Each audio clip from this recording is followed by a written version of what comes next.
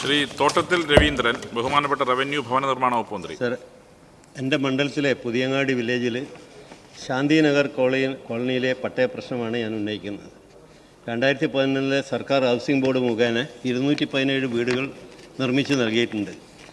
ഇതിൽ 196 പേർക്ക് നേരത്തെ പട്ടയമുള്ളതാണ്. പക്ഷേ ഈ 217 വീടുകൾ വെച്ചതിലും ഒന്നിനും ഇന്നും പട്ടയം നൽകിയിട്ടില്ല. അത് മുഴുവൻ ഒരുപാട് പ്രശ്നത്തിൽ കിടക്കുകയാണ്.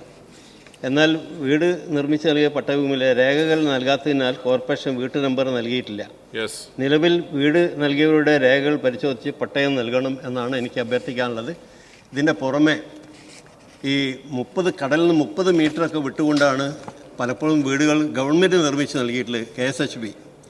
അപ്പോൾ ആ പ്രശ്നം മിനിസ്റ്റർക്കറിയാം കുറേയൊക്കെ. പക്ഷേ അടിയന്തരമായിട്ട് വർഷങ്ങളായിട്ട് 2011 വെച്ച് കൊടുത്തിട്ടുള്ള ആ വീടുകൾ, അപ്പോൾ അത് പരിഹരിക്കാൻ മന്ത്രി തന്നെ നേരിട്ടൊരു മീറ്റിംഗ് വിളിച്ചു ചേർത്തിട്ടുണ്ട്. അവരുടെ ഒരുപാട് ദീർഘകാലത്തെ ഒരു ആവശ്യമായിട്ടുള്ള പട്ടയ പ്രശ്നം പരിഹരിച്ചു നൽകാൻ ആവശ്യമായ നടപടി സ്വീകരിക്കണമെന്നാണ് സബ്മിഷനിലൂടെ ഞാൻ ആവശ്യപ്പെടുന്നത്.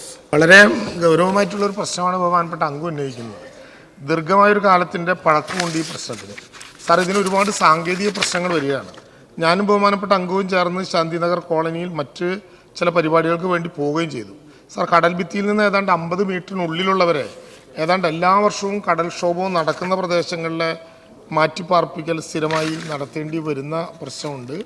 പലതരത്തിലുള്ള വിഷയങ്ങളാണ് ഇതുമായി ബന്ധപ്പെട്ടുള്ളത്. പുനർഗേഹം പദ്ധതിയിൽ അനുവദിക്കുന്ന 10 ലക്ഷം രൂപ കൊണ്ട് പരിസര പ്രദേശങ്ങളിലൊന്നും ഭൂമി വാങ്ങാൻ കഴിയാത്തതുകൊണ്ട് അവർക്ക് ആ പദ്ധതിയിൽ താല്പര്യമില്ല. പുനർഗേഹം പദ്ധതി വഴി 10 ലക്ഷം രൂപ നൽകിക്കൊണ്ടും കോളനിയിലെ പ്രശ്നം പലതും തീരുന്നതല്ല. ശാന്തിനഗർ കോളനിയിൽ താമസിക്കുന്നവർക്ക് പട്ടയം അനുവദിക്കുന്നതിനായി ഒന്നിലേറെ വിഷയങ്ങളുണ്ട്. ഞാൻ മേശപ്പുറത്ത് വെക്കുകയാണ്. പുനരധിവാസ പ്രശ്നത്തിൽ കൈവശക്കാരുടെ കൂടി അഭിപ്രായം കണക്കിലെടുത്തുകൊണ്ട് മാത്രമേ അന്തിമമായ ഒരു പരിഹാരം കാണാൻ കഴിയൂ. അതുകൊണ്ട് നേരിട്ട് സ്ഥലപരിശോധന നടത്തി താമസക്കാരുടെ അഭിപ്രായം കൂടി ആരാഞ്ഞ് ഒരു റിപ്പോർട്ട് സമർപ്പിക്കാൻ ജില്ലാ കളക്ടറോട് ആവശ്യപ്പെട്ടിട്ടുണ്ട്. ആ റിപ്പോർട്ട് കിട്ടിയതിന് ശേഷം ബഹുമാനപ്പെട്ട അംഗത്തെ കൂടി പങ്കെടുപ്പിച്ചുകൊണ്ട് അവരുടെ പ്രതിനിധികളെയും ജില്ലാ ഭരണകൂടത്തെയും ഇരുത്തിക്കൊണ്ട് നമുക്കൊരു യോഗം നടത്താൻ കഴിയാവുന്നതാണ് എന്ന് ഞാൻ അങ്ങേ അറിയിക്കുക.